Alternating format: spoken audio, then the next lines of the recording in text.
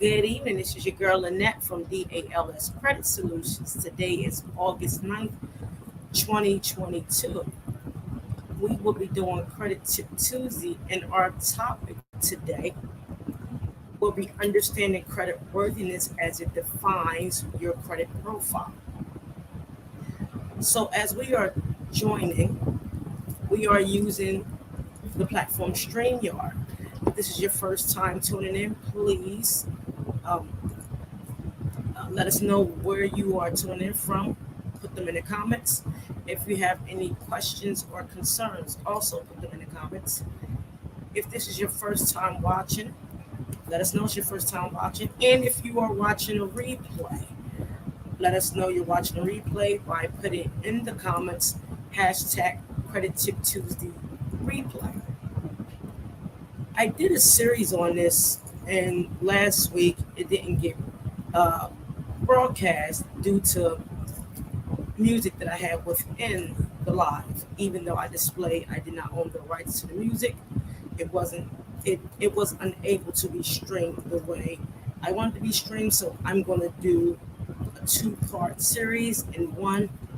So I hope you guys enjoy this. Again, my name is Lynette, and I am the founder of DALS Credit Solutions, and this is Credit Tip Tuesday. As you are coming in, again, please like, click, and share. If this is the first time you are tuning in, make sure you put in the comments where you are tuning in from. We are using the platform StreamYard, and if you're watching a replay, please place in the comments you are watching a replay by using hashtag Credit Tip Tuesdays replay. Let us begin. So I did this series again last week, and it didn't get the visibility that I wanted. So I'm going to do the entire series, part 1 and part 2 today.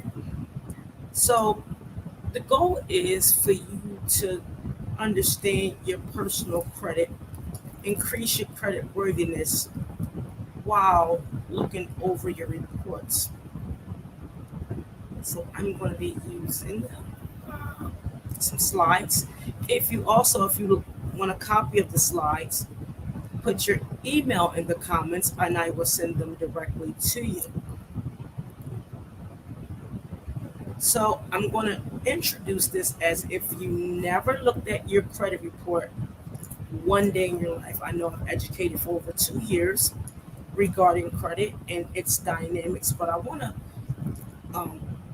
have everyone look at this as if they never saw their credit reports. I'm also going to put in the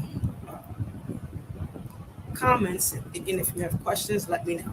So when you're reviewing your credit score, there are several credit reporting agencies, and the reporting agencies are no more than a storehouse that reports patterns, trending data of who you are. As they collect information from different areas, they report this on your credit profiles. It's your job to make sure that it is accurate. So the credit data reporting agencies are the following: Equifax, which was one of the first credit bureaus established; Experian, TransUnion, Innovis, Check Systems, and LexisNexis. LexisNexis is one of the largest data sources on the planet, and it stores any and all reports from previous convictions, speeding tickets, evictions, court dates, whatever. LexisNexis displays this. They also give a visibility on who your neighbors are, who you've been in contact with. So again, LexisNexis is the largest data source in the United States, and the other bureaus that are nonprofits are Equifax, Experian, TransUnion, Innovis, and Check Systems. Check Systems is a credit reporting agency that looks at the activity of your banking. So that's another report. Again, Equifax, Experian, and TransUnion are the 3 main data sources. Innovis is one that is used mainly to put freezes on your credit, which we don't recommend. Check systems is how they look at your activity on deposits, if you have any negative accounts, overdraft fees, things of that nature, and that's a scoring system. And LexisNexis, again, which is the largest database in the United States that holds more than the score. It holds all previous convictions, addresses, relatives, relative charges, any type of issues that you had that's not within the main credit reporting agencies. LexisNexis will have it displayed. So, as you are reviewing the credit report, you have to make sure that the data on the credit profile is accurate. As consumers, it is your responsibility, our responsibility, to know what's on your credit report. If the first thing you'll look at is your name, is your name spelled correctly? Your address, your date of birth, social security number, workplace, etc. My name is Lynette. It's spelled Lynnette. I've seen it Linneettee. I've saw it Lynneettee. So forth and so forth.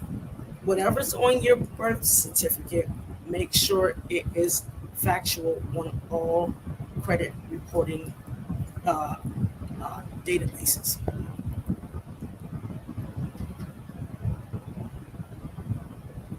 As we begin the steps on identifying if information is accurate, let's understand the definition of the 5 pillars. When I say the 5 pillars, meaning your payment history, credit utilization, credit age, mixed credit, and overall credit. However, there are 5 C's that is the equivalent to the 5 pillars. So when I talk about payment history is your character. Who are you? How you pay your bills.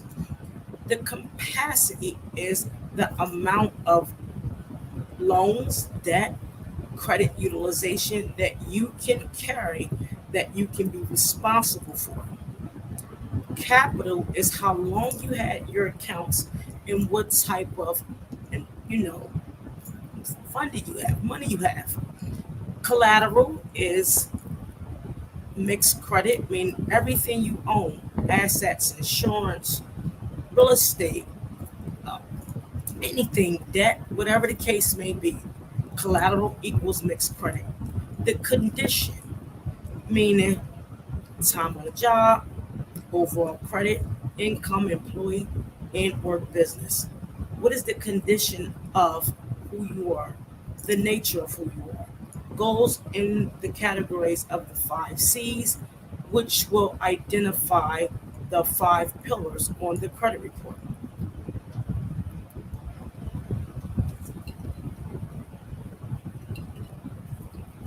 As everybody is tuning in, my name is Lynette. I'm the founder of DALS Credit Solutions. Today is August 9th, and we are doing Credit Tip Tuesday. We are using the platform StreamYard to deliver the source of data that everybody can see how to look at their credit reports. Again, I am educating on a level as if you never looked at your credit reports. It's very important. Sometimes we have to start over to regain and understand the mistakes we have and build our credit worthiness. If this is your first time tuning in, please place in the comments where you're tuning in from. If you are watching a replay, put in the comments hashtag Credit Tip Tuesday replay. Once you are done viewing Credit Tip Tuesday, if you want a copy of the slides, I will send them to you directly. If you have questions regarding the information that I am delivering, also put them in the comments so I can answer them accordingly. As we continue, now we're identifying again what's on the credit report. Name, age, date of birth, social security, and accounts open. So when I say all accounts, anything that has your digital and or manual signature. Now I've my account, my oldest account is almost 19, 20 years old. I'm only 35. I don't know that. Know that. Nope. Don't know how that happened, but it happened. But make sure everything on your credit report belongs to you.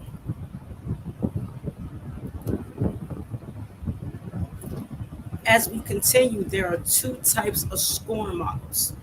We have the vintage score, which is a scoring system that would give you a higher score, not generally used with corporate lending. The Fico scoring models 2, 3, 8, 9, and 10 is generally used for to extend lines of credit.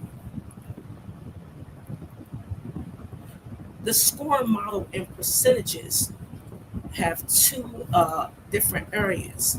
That's why the Vantage score displays a higher credit score model. However, it's one of my favorites because it gives you more of a breakdown on how you are reviewing your credit. The FICO scoring system is the oldest model and it is more respected and utilized with corporate lending and, different lines of credit. With the vintage scoring system, you have payment history, which is 40%. Depth of credit is 21%. Utilization is 20%. The balance is 11%. The recent credit is 5%, and available credit is 3%. I really like the scoring model because it shows you not only the time, but how you utilize your credit cards and if there is a balance.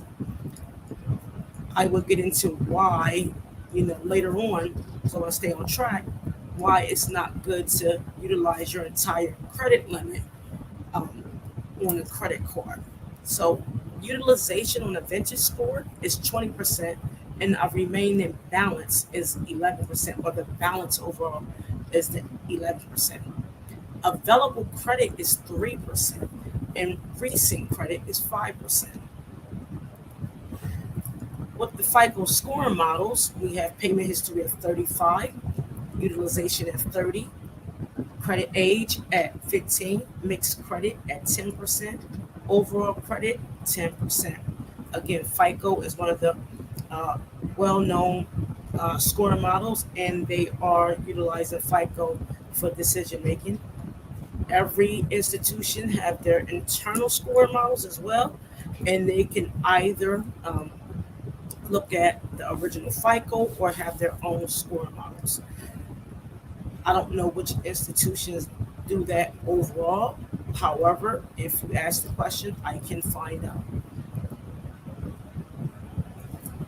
In this area, in order to now, after you looked at your credit, make sure you have all the major credit reporting, your credit reports in front of you.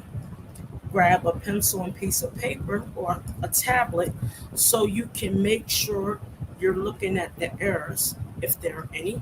Make sure everything is the same on the credit report. Write them down by each bureau where you see that there are some discrepancies. When you do this, now you're setting up a system to reach your goal. In this part, I would demonstrate how to calculate the goal score. So the goal score is the score you are requiring to reach that target. So if you want an 800, you would, utilize your goal based on wanting an 800 credit score. Everything I do is numerically um, because I want the individuals to see how we come up with a plan in order for you to look at your information and how to start. So I use the average credit score in the United States is roughly 650. So say if you have a 650, which is the current score, and you want an 800 credit score, we will utilize the FICO scoring systems because it's the most used, and we want to make sure that you reach your goal based off of this method. So as you're gathering your pen and piece of paper, or your tablet, I want you to look at this format. So later on, when you begin this process, you can use your own score. As you're following along, I want you to understand how I got this, what is the purpose, and how it works. So I'll let everybody take a few minutes to get their pencil and piece of paper and your tablet, and I will be right back. So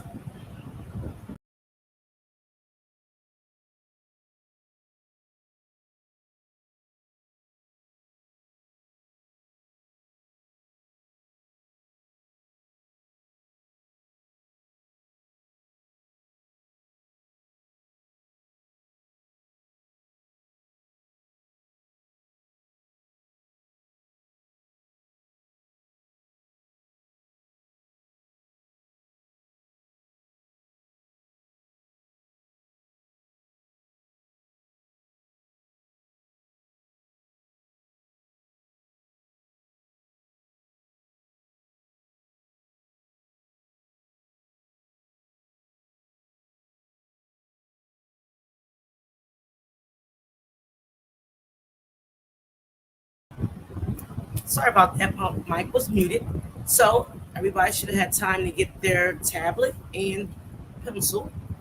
Again, I want you to follow the exact numbers. So when you finish this, you'll understand how I got it, why it's effective, and this method you can utilize when you're starting your process. So again, we use the goal score at 800 and the current score at 650. So in order for you to reach your goal of 800, we're going to implement the 5 pillars on the Fico scoring system. And that is payment history of 35%, credit utilization at 30%, credit age at 15%, mixed credit and overall credit at 10%. When you add 35, 30, 15, 10, and 10, you're going to get 100% of your credit score. In order for you to reach your goal, you take the goal score, which is 800, and subtract it by 650, which is the overall credit score in the United States.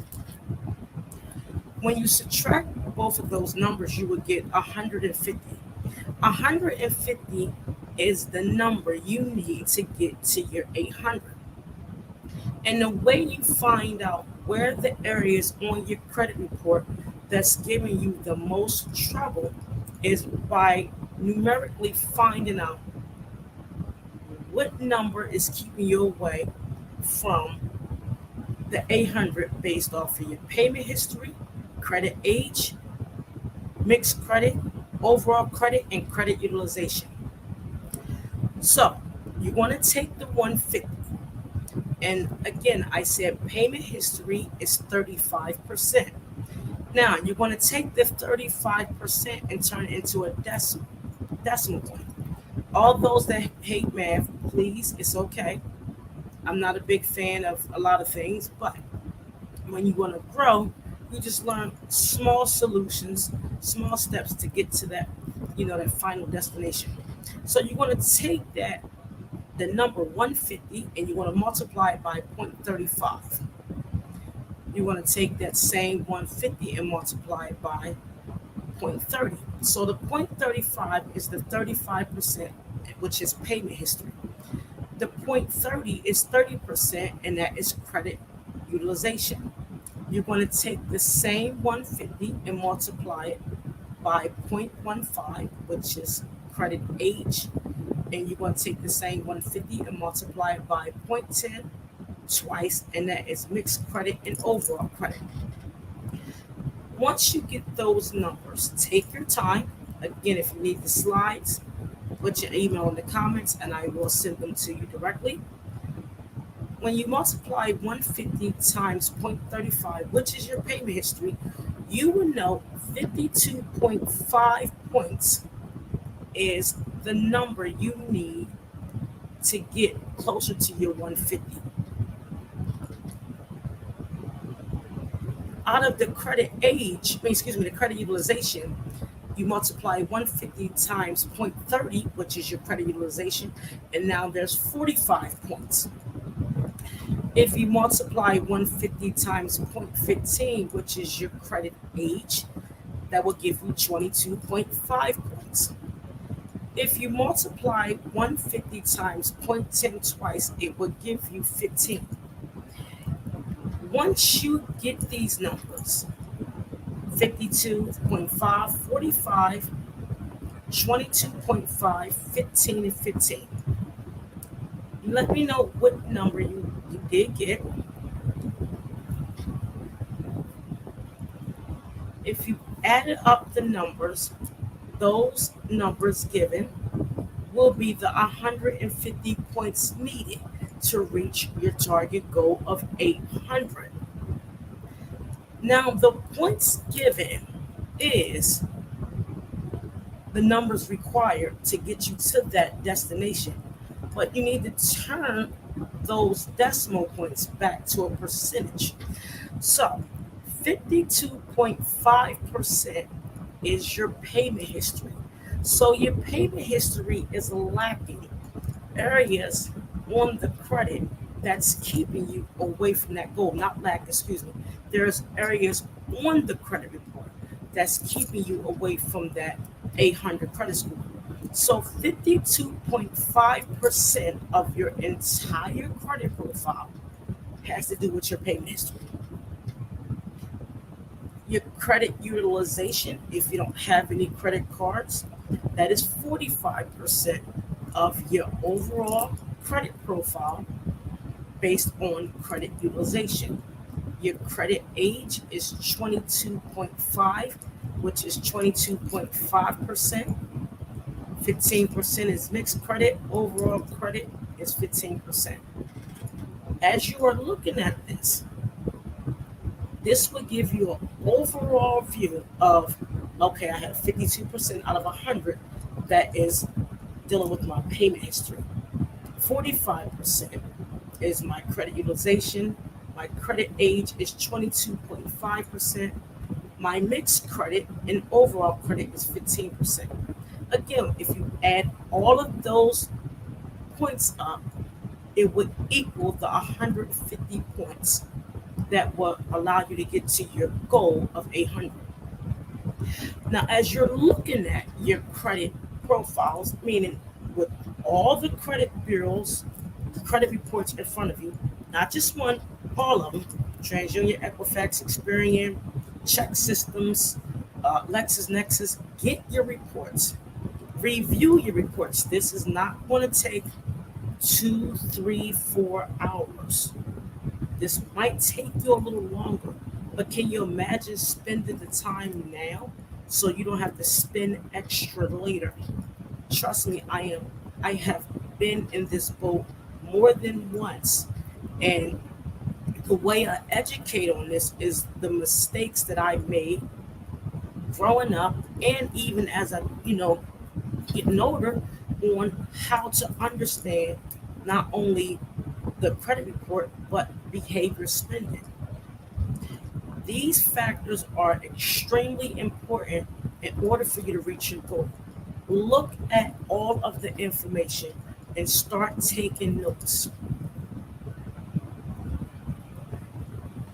So, the first step on how to get to your 150 points is, again, more math, but it's simple math. So, as I stated in the previous slide, you need 52.5 points out of the 150 points needed to achieve your overall goal. The question you're probably asking, how is this possible? Before we continue, I want to let everybody know my name is Lynette. I am the founder of DALS Credit Solutions. We are talking about how you can increase your overall credit worthiness by knowing, what's on the credit profile. If this is your first time tuning in, please place in the comments where you are tuning in from. We are using the platform StreamYard. We are going over again different areas of the credit report in its entirety, however, so you can understand how to increase your credit worthiness. If you desire to have a copy of the slides after viewing Credit Tip Tuesday, you can put your information in the comments and your email in the comments, and I will send them to you. If you have any questions regarding this method, I can also answer any questions you have. As we continue, we are on the section of how are we going to get to these 150 points based on the 5 pillars on the credit report. I'm not never wearing lipstick again. This cute stuff is all right for some of y'all prissy people, but this is too much.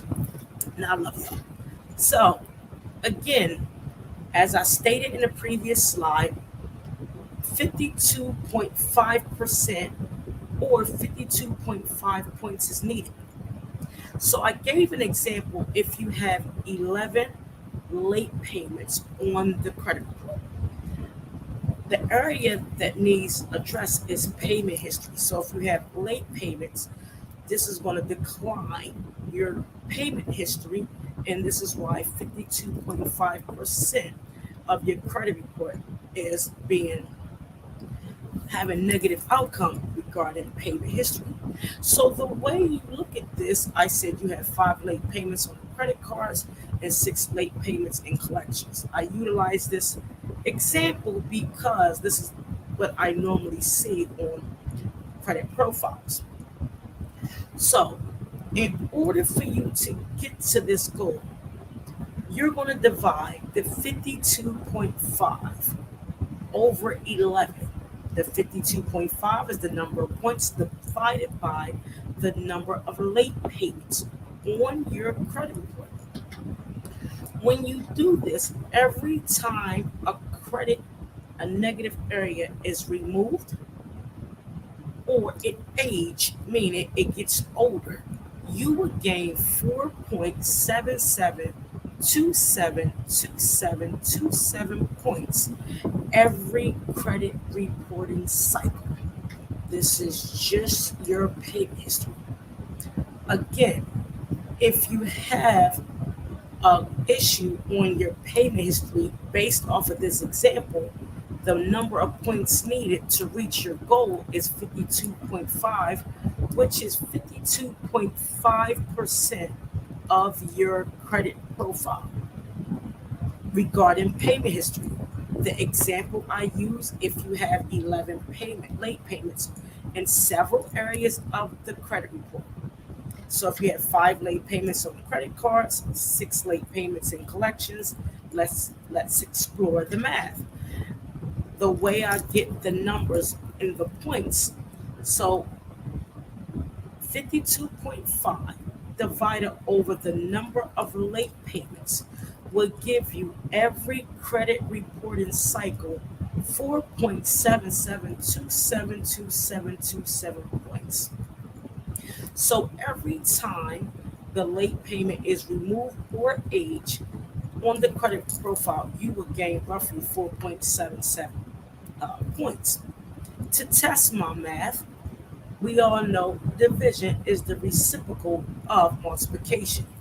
You can add the 4.77272727 times 11, and you will get 52.5 points. Yes, I'm not good at math, by the way. Credit utilization is 45 points. So a lot of times people don't have credit cards. And if you do, if you have late payments or the account is closed, you're going to add the number of late payments on top of the number of months that it was closed by 45 or 45 over that number in order to get the number needed to reach every billing cycle. So I will repeat that. Many people don't have credit cards, but if you have credit cards and you have late payments based on this example, you're going to take the number of points that you know that you need to get to the 150 and divide it over the number of late payments within the credit card area. If the account is closed, you're going to add the number of months to include that. So, say if you had 11 late payments on the credit cards, you're going to take 45 divided by 11, and then you would get that number the that you would get every time the late payment is either removed or closed. As we go through credit card utilization, you must count the number of areas late within that area of the credit card or all your credit cards. Divide that by the 45 points that's needed. Again, I gave the example 45 divided by 11, and you will get a number. And I do it with you guys. Pull out my handy dandy calculator.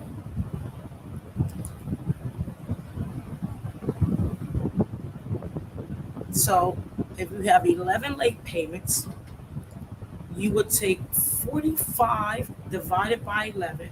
In every reporting cycle, you will earn 4.09090909 every reporting cycle. To test that, you can take that number given and multiply by 45 by the number of late payments, and you will get 45. A lot of myths with credit cards. I don't want to get deep into it because we're going to do that in the second series, because I'm going to do this all in one. And you want to understand the target utilization, transactor versus revolver, and statement closing date versus payment due date. If anyone have any questions, please let me know. Put them in the comments as we continue. I will go over this. To find your credit age, you have to look at the time of the first account established to the latest account established. My famous number is 11 that you see. I use 11 in a lot. I can use any number, to be honest with you, but I use 11 because it's an easy number and I want you guys to understand this.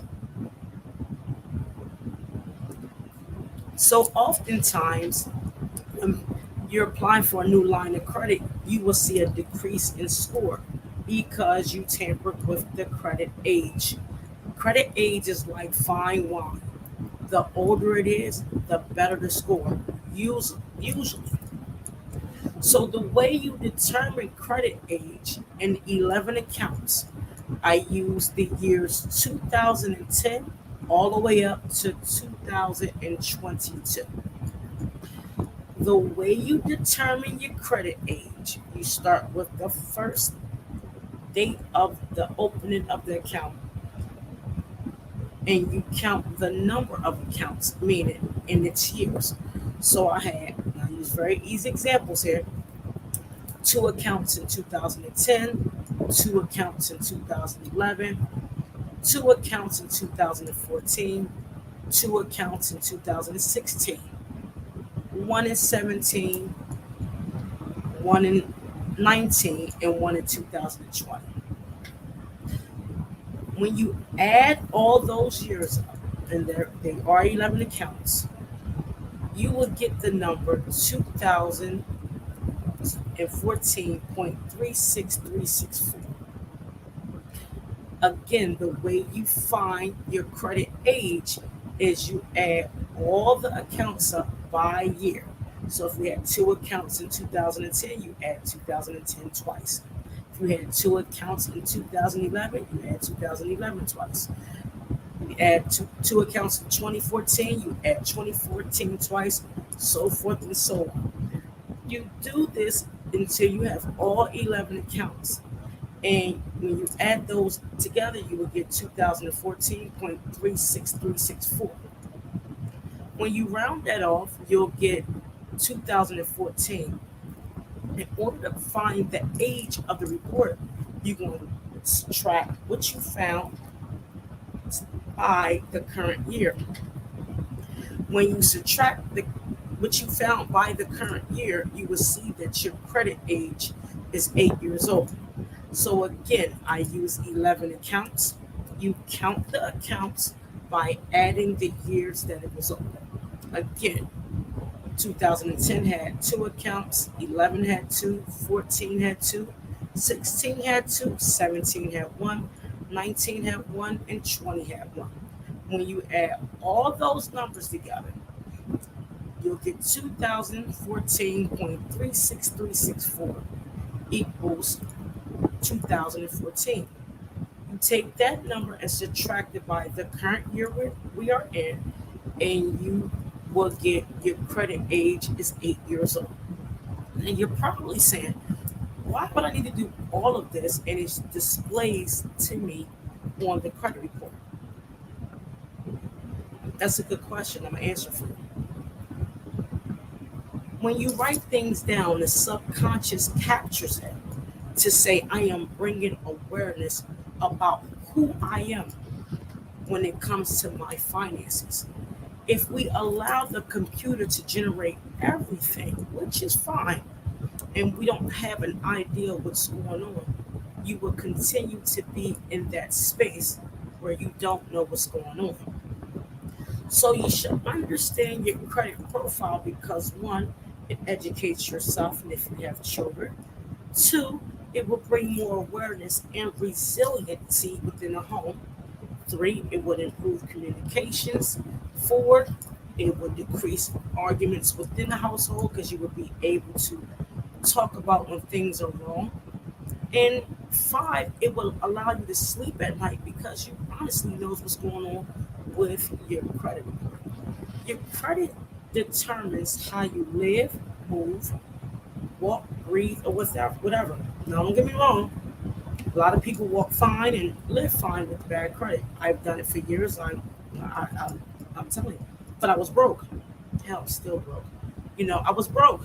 You know, so I didn't have that financial awareness. I didn't have those insurance policies that I'm able to finance. I didn't have advisors. I didn't have individuals that can educate me. And you do a lot of harm. And then when you turn 40 or 50, you say, I get it. And I understand we're still growing overall, but doing it with a pencil and piece of paper gives that subconscious that information to say, oh, this is how they calculate.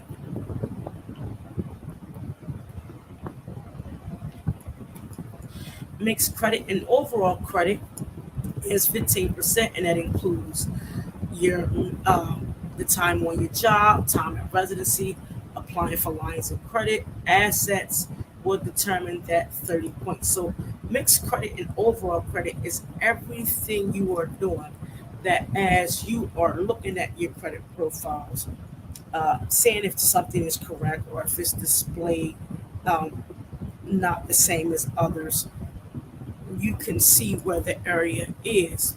Again, while you're doing this, use the examples within the slides. Once you grasp the concept, then use your and determine your numbers based on what you see and set your goals. Please do short-term goals for long-term to extend the long-term goals. If you are a 500 and you need to be at 800 in 3 months, this is not the way to do it because you're not going to get there.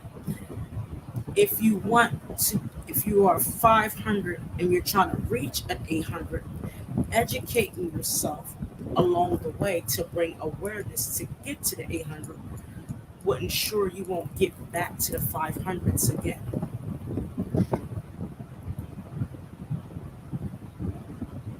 So as I prepare for section 2, to give you a recap, know which who are the credit bureaus, how they operate, look at your check systems, look at your LexisNexis, pull your credit reports, because it's important. If you have everything in front of you, you can now keep a dialogue on how you are going to improve overall. Set realistic goals, and it's okay if you fluctuate. You're going to go up and down like a seesaw. You're not going to always go up. You're not. Um, if as you're building, you lose a lot of points because you are growing your score. The goal is you got to lose something to gain something. And again, if you go fast, go alone. African Hebrews. If you go fast, go alone. But if you're gonna go slow, we all go together. Section 2 will allow you to understand ways to dispute. And if you want to step away, get some water, whatever the case may be, you can do so. We will return in about 2 minutes, and I'll let you shake some things off, or you can click stop and pause, and we're going to continue to keep going.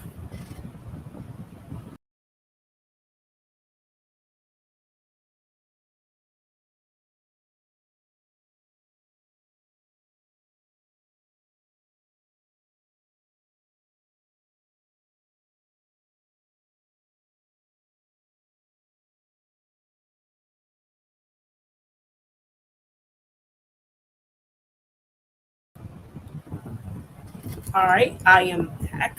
You're probably saying, why is she taking breaks? Because I can. I'm going to take breaks. I'm doing this a whole way through, so you don't have to, look for part two. I'm doing both at the same time because last week I did part two, and I played the song within the live, and Sony said, you can't do that. Well, even though I said you know, said this, I'm not the owner of this music, they still hit a lot of the content. So I'm doing the entire series one stop.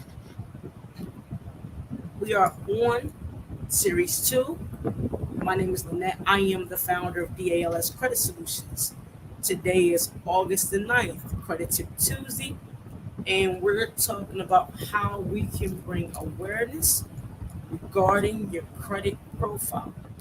I educated in series one as if you never looked at your credit before. I hope this reached people that never looked at their credit report before, and I also hope that it reached people that may have looked at their credit or in the process of rebuilding their credit, uh, find some knowledge in this to keep and continue to grow. We are using the platform StreamYard. If you have any questions, comments, or concerns, please place the information in the chat. Let StreamYard know who you are so I can see. I will share this throughout social media. Check out my YouTube, LinkedIn, Instagram, Facebook, of course, and my website, www.dalscreditsolutions.com. No, www.dalscredit.solutions. They're my own website. Before we begin the second series, please get your notepad out and a pencil. And we're now going to talk about how to dispute. I will read a disclaimer. All information is for educational purposes only.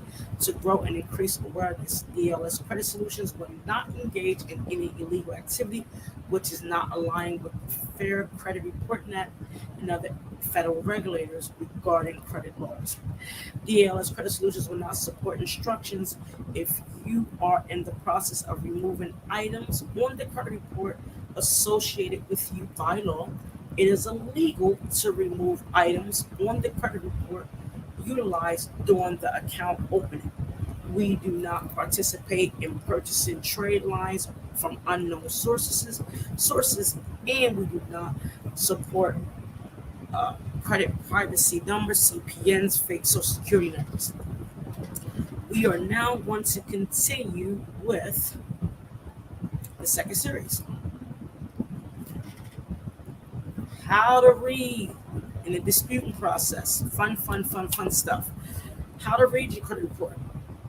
As I stated before, pull your credit reports from all agencies. FreeCreditReports.com is a source that you can pull your credit report. However, there's a disclaimer clause in there. If you pull from this site, you are giving creditors an additional 15 days to respond if there is an error on the credit report. Now, during the pandemic, it has been extended that creditors have 60 days minimum to respond to your issue. So if you pull your credit report from creditworthiness.com, you're given 75 days to respond. How this can affect you: one, it will keep errors on your report longer. Two, if you do 75, that's 2 months and 5 days out of the year. You break that down, they got 6 times to report. 6 times 2 is 12, roughly. So be mindful where you get this. This is a free source. Getting your reports from My Fico, Equifax, Experian, TransUnion. You can request them from the credit bureau, excuse me. My Fico is a paying platform. However, it will allow you to view all your reporting. DALS Credit Solutions does not profit from any information given regarding Fico, LexisNexis, Innovis, check systems, or any other any other credit reporting agencies. So I just want to let you know, if you do go to freecreditreport.com, you will have an additional 15 days to get your reports, your information back, which would give a total of 75 days for a creditor to respond back regarding your complaint. So to recapture what I said earlier, you collect the reports, review the data, review the reports of no mistakes, keep a dialogue. Now we're going to talk about, once you have everything in place, your reports, your documentation, your goals, now you find errors. So the chain of command, a lot of people will make the mistake and remain on a hamster wheel, which I've done in my earlier days. I said it like I've been doing this for 30 years, but I have not. You must respect the chain of command. So when you find the error on a report, look for a number and make the call. Doing this will create a documentation, what do you call that? Sorry. It will create a series of events created before you begin the disputing process. So you have to respect the chain of command. When you call the creditor regarding your report or the issue on your report, people say never give them your information. Well, how the hell are you going to find out if it belongs to you or not? You must give them your information. Call and say, hi, I am Lynette Stevenson, and I saw this collection report regarding medical on my profile. I would like to know, can you let me know who is associated with it, because all I see that is in collections. Give them your current address, because if you're not familiar, let them know. As you're creating a paper trail, this is what I couldn't get earlier, make sure you do one of three things. One, document the time you call. Two, ask who you are speaking to. And three, find out which department they work in. Because as you're documenting this, you're time stamping that I made this call on this date, on this at this time. Once you verify who you are, you then say, where did it come from? If they say, well, we bought it from an unknown source, I'm not familiar with this. They're going to ask, so are you saying it's not yours? I'm saying, basically, who you said it came from, it doesn't have any, I don't have an idea who that came from. Is this the original creditor? If they say yes, it is, say thank you, but I'm going to have to dispute this because I'm not familiar with the main source. In the call, you do this for every account on your credit report. Many people will make the mistake and go to straight disputing because I've done it, and then you'll say, "Did you contact the credit report, the creditor?" And you say yes. They can check to see if you call because it's public. They can check. So please make the call, respect the chain of command. Once you have all your documentation and you created this paper trail, you begin to dispute anything you did not agree with. You do not send the information to the credit bureaus. Many people dispute at the credit bureaus. I did at one time. I had very little success doing that. The reason being that they're going to do is send your information to the credit bureaus and turn around and they're going to say, is this person's account? They're not going to do a full verification. This verification is going to be a 3 to 4 digit e-Oscar code. Again, I used to dispute with the credit bureaus. It does nothing for me. I have nothing against those that do it. To me, the process is just way too long, and all you're doing is sending sending certified letters, and only thing they're going to do is stamp them. You're never going to get a real signature, and you're going to remain on this hamster wheel. Sending your information and your concerns to the people who regulate that agency is where you get the best results at. So in order for you to do this, you cut the middleman because you respected the chain of command. You already made contact with the creditor. The creditor already told you, hey, this is where we got this from. You already made the creditor aware that I'm not familiar with the source.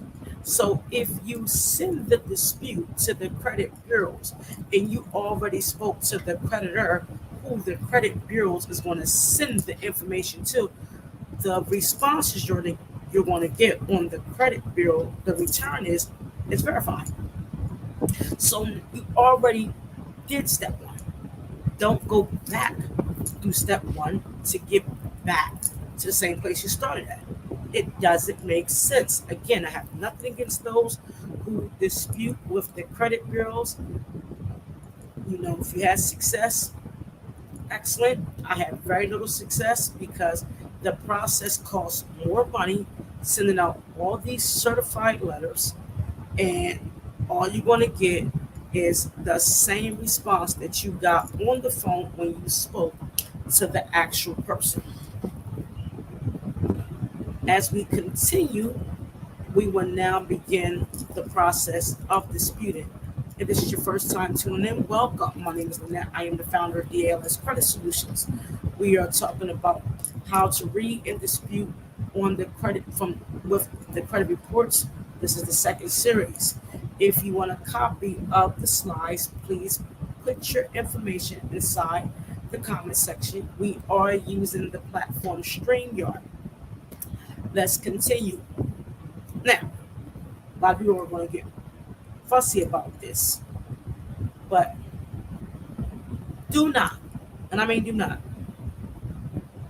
take letters off the internet to dispute, because those letters are not only sent from the credit bureaus, a lot of the information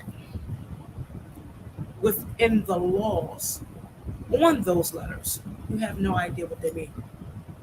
And I say that because 90% of the people that are disputing have no idea what 15 UC, 16 UC, credit consumer laws, Consumer Financial Protection Bureau laws, OCC, Comptroller of Currency laws, banking laws.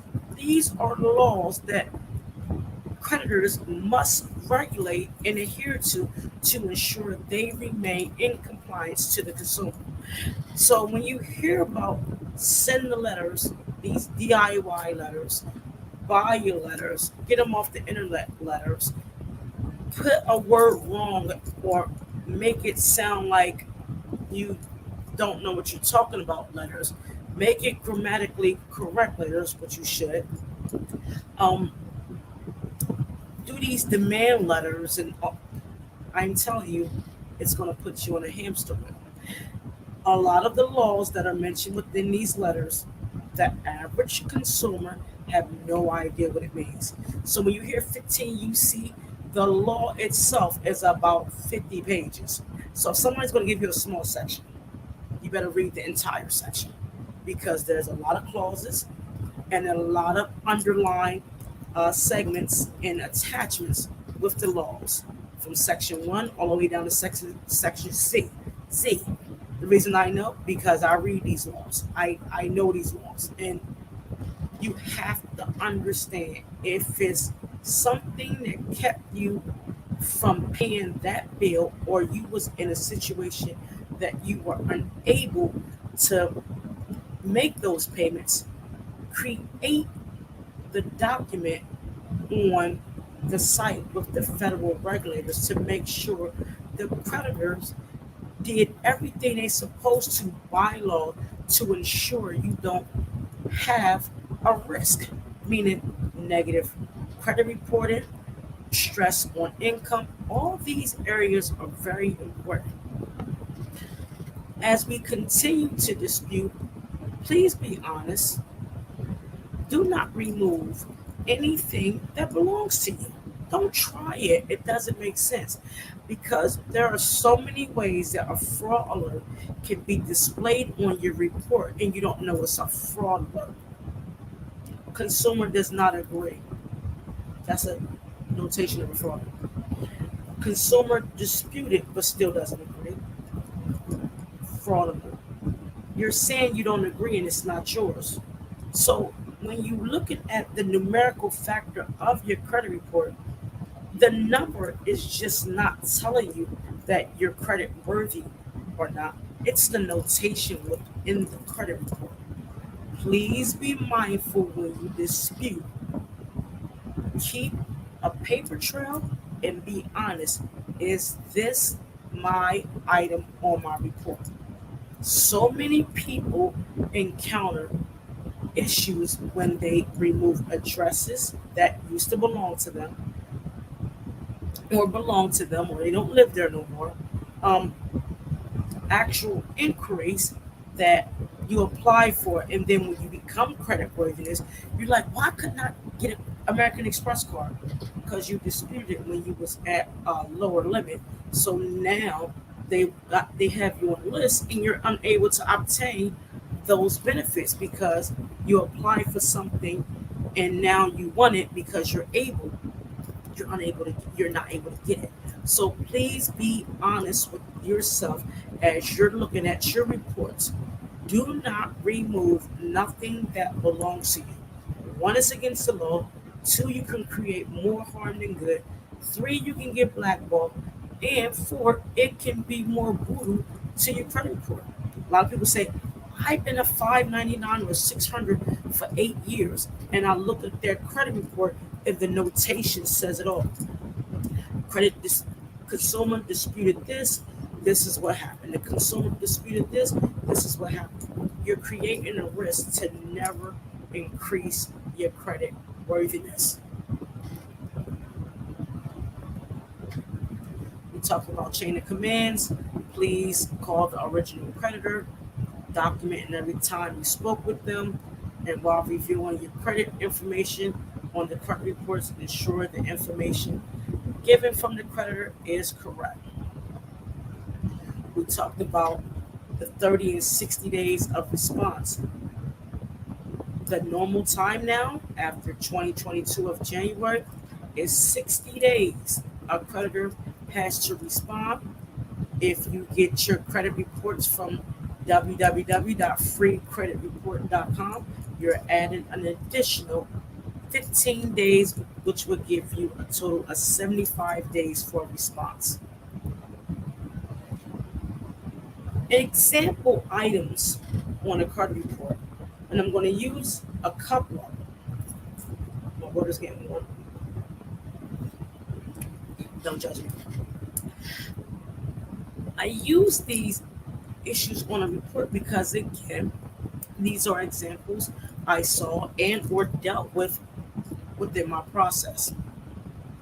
So imagine you having an issue with your bank. Like the bank closed your account and you was unaware. You got a charge back. How do you dispute it? Now, would you dispute your issue with the bank, with the credit bureau? The answer is no. The way you know who regulates the bank is within the name of the institution.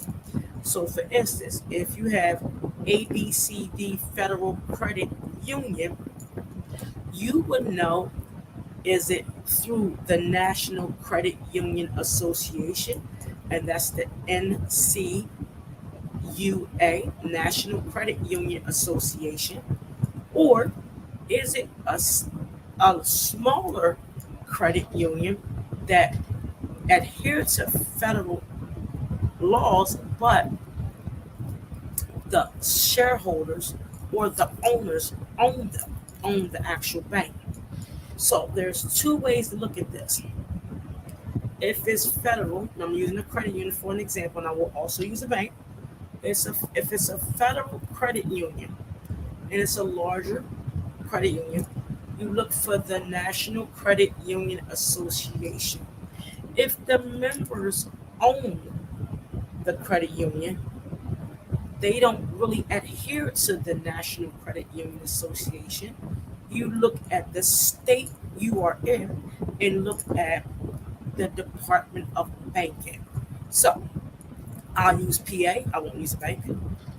It's a certain credit union in Pennsylvania that has been around for quite some time. They are owned by its shareholders. So instead of me doing a dispute with the National Credit Union Association, that's called NCUA, if you Google it, it will, come up and you can learn how to look at those processes of submitting complaints. Excuse me. I went through, since it was a credit union that wasn't regulated by the NCUMA, National Credit Union Association, I went through the Pennsylvania Department of Banking. What I did was explain the client's issue based off of the information given and what happened. When I submitted the complaint through the Pennsylvania National Department of Banking, and for example, this was a repossession on the client, and the way it happened was against the guidelines according to the Pennsylvania Department of Banking. The letter said X, Y, and Z. Based off of what happened, the repossession was fully removed and they received $1,200. So the services they got from me basically paid for itself. That doesn't happen with everybody. However, if you learn these processes and you find violations, you can be compensated at times, not all the time. Again, disputing with the credit bureaus is going to do nothing but send that e-Oscar report to say, is this X, Y, Z? If they say yes, you already made contact. They're going to send it back, says verify. Then my question to you is, what's the next step? While you're disputing, do two things, do many things. My daughter, Denisha Stevenson, she taught me this. Purchase a planner. A planner can save your life because it brings awareness of what you need to do, how you're doing it, and what needs to be done next. Be honest with your spending. We didn't touch on, spending patterns and spending habits because I'm not one to judge because we all have our habits. But in order for you to grow credit worthiness and increase that that awareness and become resilient, you must be honest with your spending. If you have debt and it belongs to you, pay it.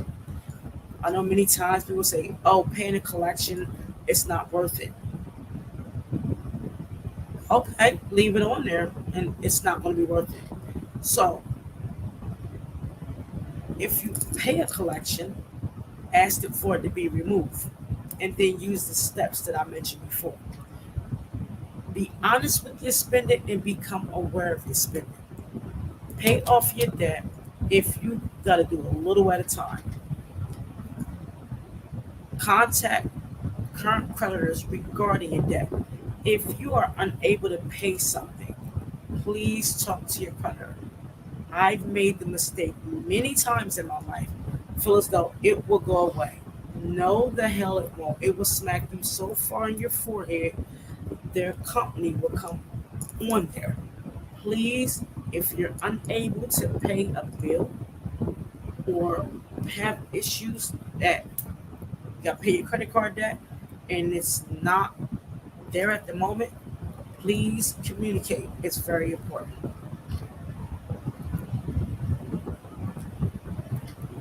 As we conclude, the goal is not for you to finish the race, it's the reason you began. Having the strength to begin this process is brave. Don't allow compromised credit prevent you from starting a business, obtain funding, and all possible opportunities for self and or your business. Be the difference within your home, improving credit, decrease child diversity, pipelines to prisons, and increase positive communications. Continue to be brave as this journey is rough. I will see you on the other side. I love you guys. I thank everyone who tuned in to watch this. I hope that I sow into you that it will make a change because so much is going on in this world that we have to be aware that things are disappearing. It's not the same. It's never going to be the same. And it's going to get worse. We are transitioning to the cashless, meaning money will become obsolete one day. I don't know if it's going to be fully removed. I'm letting you know, put your money in insurance or keep it under your mattress. Obtain credit, learn how to understand money and finances because we're coming into a season that the shelves are empty. We're coming to a season where we're scraping pennies and quarters and dimes. We're coming to a season where it's taking longer for payments to be made on businesses. We're coming to a season that things are slowing down. Be prepared for this upcoming season as if your life depends on it. I'm saying that from the bottom of my heart because I see things that many others do not. And I'm saying this to you to not gain business, but to sow into you to let you know, start this journey now. And I mean start it. Use the information given in order to grow. If you are a small business, get away from the cash flow and go towards accrual. I can't even say the word accrual, excuse me, because cash flows will give you a higher amount. but accruals will give you a stronger return. Understand your financial profiles, understand how you're going to do business. Make sure you are pricing accordingly. It all begins with your personal credit. I'm telling y'all what I know. I felt many times with my credit. I felt many times with my finances. I am very transparent when it comes to me. I had more items on my credit than wig strands in my hair. This process that I'm educating you on, I went through the same journey. It took me 5 years because this is a trial and error for me. The reason I can execute on this because the numerical factors within this content will give you the actual data to grow your credit score. DALS Credit Solutions is very proud that we do not use software to mask the situation. We bring education and awareness to improve the situation. We are proud we are different, and we are thankful that we have individuals like yourself. Please share this content with others. I cannot reach everyone. The individuals that also do credit cannot reach everyone. Be a service and click and share. Don't have to sow into. You don't have to sell your business if you don't sow into it. I love you guys. Again, if you have any question, place your comments in the chat. We are using StreamYard as the platform. If you want the slides, put your email in the chat so I can send you the slides. If you want the recording, I will be nice and send it to you. I don't know if it's going to download because we're on an hour and 12 minutes. Or please go to my Facebook page and look at the videos. You can go and view all videos back from 2020. I don't delete my data because it's public and everybody cannot afford services.